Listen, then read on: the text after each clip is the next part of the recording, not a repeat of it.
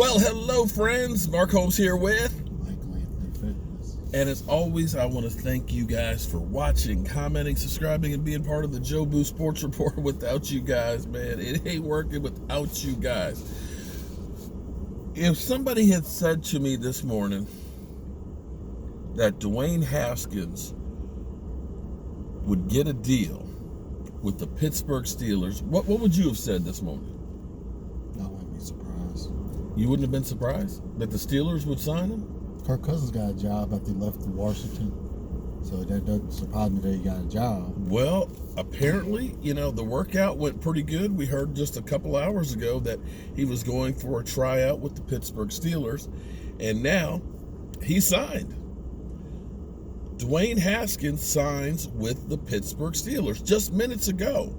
Now, here's the interesting part for the Steelers. Now, we don't know if they're looking at him as a backup role or as a project role or whatever, and we don't have any details on how much money is actually in the deal. I would imagine that Washington is still paying some of his rookie contract because I think it's $4 million. He's dead money for the Washington football team, so some of his contract will be with them. So I also don't know if he's still being paid from his rookie contract or if that can change, because typically you've been slotted as a rookie on your compensation. I don't know too many rookies that have gotten cut not even 2 years into their contract, so it'll be interesting to see how much. They're still on $4 million. Well, I get that, but the question will be is, do the Steelers have to sign him on what that original drafted compensation contract is? Could they sign him for less? Now, for Steeler fans,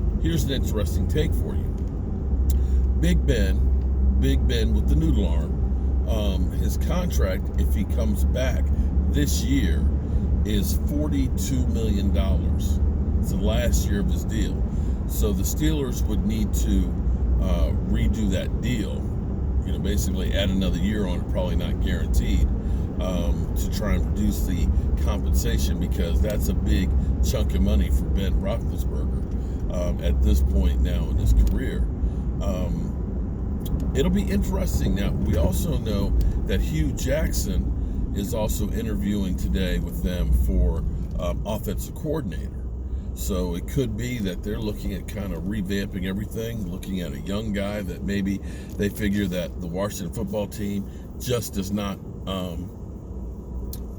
develop quarterbacks. You can look at some of the wasteland of quarterbacks that have been there and guys that they've drafted and say, you know what, we'll take a chance on it. Here's the amazing part. If you're a quarterback, you get second, third, fourth chances because there's literally a void in quarterbacks out there. As you look at the NFL right now, there's a lot of teams that want to do something or need to do something to their quarterback. Now, if Phillip Rivers retires, Indianapolis, I don't think Jacoby Brissett is the answer for them. But right now, both of those guys, well, Phillip Rivers is gone. Jacoby Brissett's contract is dead. The fact that Andy Dalton, there's rumors about the Denver Broncos wanting to sign him for possibly about a $10 million a year contract.